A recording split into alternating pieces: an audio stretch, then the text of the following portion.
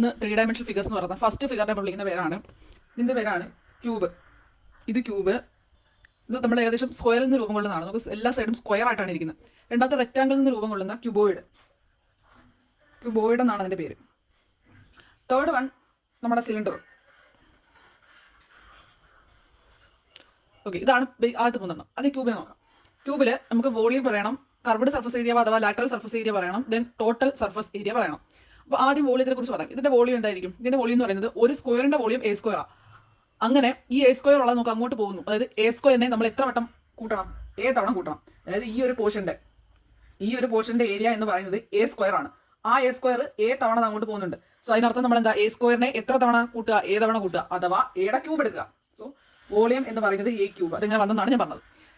അടുത്തെന്ന് പറയുന്നത് ഇതിന്റെ കർവ്ഡ് സർഫസ് ഏരിയ അഥവാ ലാറ്ററൽ സർഫസ് ഏരിയ. എന്താണ് ഈ കർവ്ഡ് സർഫസ് ഏരിയ അഥവാ ലാറ്ററൽ സർഫസ് ഏരിയ എന്ന് പറയുന്നത്? ടോപ്പും ബോട്ടും ഇൻക്ലൂഡ് ചെയ്യാത്ത ബാലൻസ് പാർട്ടിനെയാണ് നമ്മൾ എന്തെന്ന് പറയുന്നത്, അവിടുത്തെ നമ്മുടെ പെരിമീറ്റർ പോലെ ചുറ്റുമുള്ള ഒരു അളവ്. സോ ടോപ്പും ബോട്ടവും ഇൻക്ലൂഡ് ചെയ്യാത്ത ബാലൻസ് പാർട്ടിനെയാണ് നമ്മൾ കർവ്ഡ് സർഫസ് ഏരിയ അഥവാ ലാറ്ററൽ സർഫസ് ഏരിയ എന്ന് പറയുന്നത്.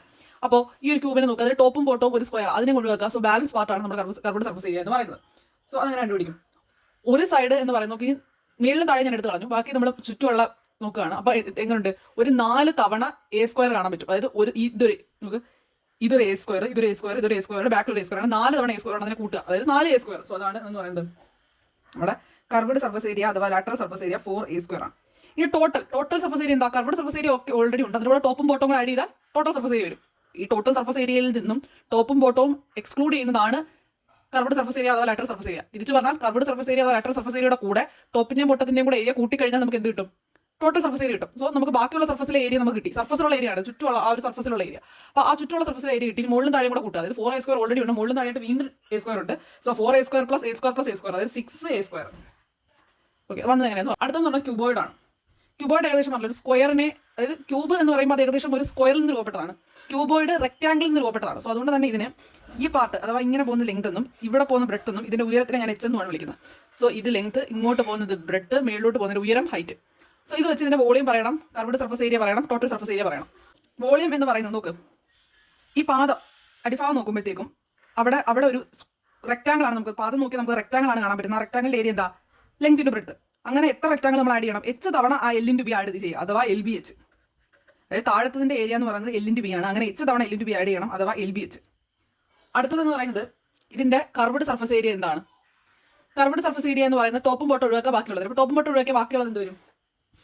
ടോപ്പും ബോട്ടം ഒഴിവാക്കിയ ഫ്രണ്ടിലും ബാക്കിലും ഉള്ളത് എൽ എച്ച് ആണ്. എൽ ഇൻറ്റു എച്ച്, ഈ പാർട്ടും എൽ എച്ച്, തൊട്ട് ബാക്കി കാണുന്നതും എൽ എച്ച്. അപ്പം ഇതിൽ എന്ത് വരും? ഈ സൈഡിൽ ബി ഇൻറ്റു എച്ച്. അങ്ങനെ ഇവിടെ ഇതും ബി ഇൻറ്റു എച്ച് ആണ്. സോ ഇതും ബി ഇൻറ്റു എച്ച് ആണ്. ഫ്രണ്ടിൽ കാണുന്ന ഇതും ബി ഇൻറ്റു എച്ച് ആണ്.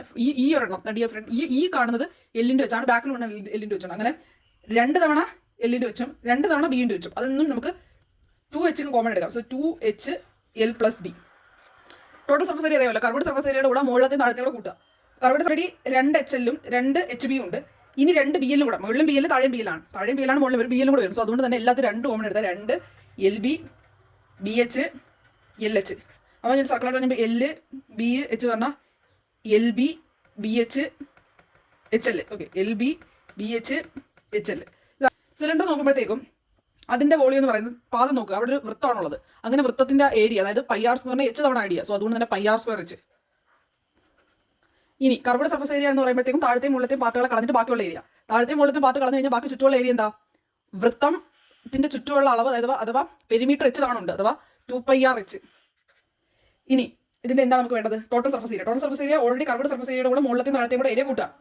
അപ്പോൾ ഇത് ഓൾറെഡി 2πr എച്ച്, പിന്നെ മുകളിൽ താഴോട് 2 വൃത്തം, അതായത് പൈ ആർ സ്ക്വയർ 2 തവണ. അങ്ങനെ 2πr എച്ച് പ്ലസ് 2πr സ്ക്വയറും കൂടെ കൂട്ടുമ്പോഴത്തേക്കും 2πr into h plus r എന്ന് വരും. കോണാണ്, കോൺ. സോ കോൺ എന്ന് പറയുമ്പോഴത്തേക്കും താഴെ ഒരു വൃത്തവും മുകളിൽ അതിനൊരു എച്ച് എന്ന് പറയുന്നൊരു ഹൈറ്റ് ഉണ്ട്. ഇവിടെ ഒരു വൃത്തമുണ്ട്, അതിന്റെ റേഡിയസ് ആണ് 6. സോ ഇതിന്റെ സ്ലാൻഡിങ് ഹൈറ്റ് ആണ് L, അഥവാ L കിട്ടാനുള്ള വഴി എന്ന് പറഞ്ഞാൽ √(h² പ്ലസ് r² ചെയ്യുക. ഓക്കെ, വോളിയം ഓഫ് കോൺ എന്ന് പറയുന്നത് സിലിണ്ടറിന്റെ വോളിയത്തിനെ 3 ആയിട്ട് ഡിവൈഡ് ചെയ്യുക. സിലിണ്ടറിന്റെ വോളിയം πr² വെച്ച്, അപ്പോൾ അതിന് 3 ആയിട്ട് ഡിവൈഡ് ചെയ്യുക എന്ന് പറയുമ്പോൾ 1/3 πr² വെച്ച്. ഓക്കെ, ഇനി കർവ്ഡ് സർഫസ് ഏരിയ അറിയാലോ, ടോപ്പും ബോട്ടം ഒഴിവാക്കുക, ബാലൻസ്. ടോപ്പ് ഇല്ലതിന് ബോട്ടത്തിൽ ആ സർക്കിളിനെ ഒഴിവാക്കിയ ബാലൻസ് പാർട്ടിനാണ്, അത് πrl ആണ്. അതായത് ആ സ്ലാൻഡിങ് ഹൈറ്റ് ഉണ്ടല്ലോ, സോ അതും കൂടെ നമ്മൾ πrl. ഇനി ടോട്ടൽ സർഫസ് ഏരിയ അറിയാലോ, കർവ്ഡ് സർഫസ് ഏരിയയുടെ കൂടെ നമ്മൾ ഒഴിവാക്കിയ പാർട്ടോടെ ആഡ് ചെയ്യുക. അപ്പോൾ πrl ഉണ്ട്, താഴെ πr², അപ്പം πrl പ്ലസ് πr². അവിടുന്ന് പൈ ആർ നമുക്ക് കോമൺ എടുക്കാം. സോ അങ്ങനെ കിട്ടും. നെക്സ്റ്റ് വേണം പറയാം സ്പിയർ നമ്മളെപ്പോഴും പറയുമല്ലോ. അപ്പം നമുക്ക് സ്പിയറിലോട്ട് പോകാം. സ്പിയർ ഒരു ഗോളം, സ്പിയറിനകത്ത് ഒരു വൃത്തം ഉണ്ടല്ലോ, ആ വൃത്തം അല്ലെങ്കിൽ സ്പിയർ ഉണ്ടാക്കിയിരിക്കുന്ന ആ റേഡിയസ് ഉണ്ട്. സോ അതുകൊണ്ട് തന്നെ ഇതിൻ്റെ വോളിയം 4/3 πr³ ആണ്. ഇതിന് നമുക്ക് curved surface area lateral surface area എന്ന് വേർതിരിച്ച് പറയാനേ പറ്റത്തില്ല. സോ അതുകൊണ്ട് തന്നെ രണ്ടും 4πr² ആണ്. കാരണം ഇത് നമുക്ക് ടോപ്പ് ബോട്ടം എന്നൊരു പാർട്ടില്ല. So 4πr². ഇനി അവസാനത്താണ് ഹെമിസ്പിയർ. ഹെമിസ്പിയർ എന്ന് പറഞ്ഞാൽ ഇതിനെ പകുതിയായിട്ട് മുറിച്ചത്. അപ്പോൾ ഹെമിസ്പിയർ ഇങ്ങനെ ഇരിക്കും. സോ ഹെമിസ്പിയറിന് ഒരു ആറ് കാണുമല്ലോ. സോ അതിൻ്റെ വോളിയം എന്താണ്? 2/3 πr³. അതിൻ്റെ കർവ്ഡ് സർഫസ് ഏരിയ എന്ന് പറയുമ്പോൾ ഈ മുകളിലത്തെ വൃത്തം ഇല്ലാത്ത ബാക്കി പാർട്ട് എന്താ πr² ആയിരുന്നു നമ്മളിത് ഫുള്ള് വന്നത്. സോ അവിടെ പകുതി ഉള്ളൂ. സോ അതിൻ്റെ പകുതി 2πr². സോ ഇനി ടോട്ടൽ സർഫസ് ഏരിയ കിട്ടാൻ കർവ്ഡ് സർഫസ് ഏരിയയുടെ കൂടെ ഈ ഒരു വൃത്തം കൂടെ ആഡ് ചെയ്യണം. ദാറ്റ് മീൻസ് ആ πr² ഇതിനോട് ആഡ് ചെയ്യുമ്പോൾ 3πr² എന്ന് വരും.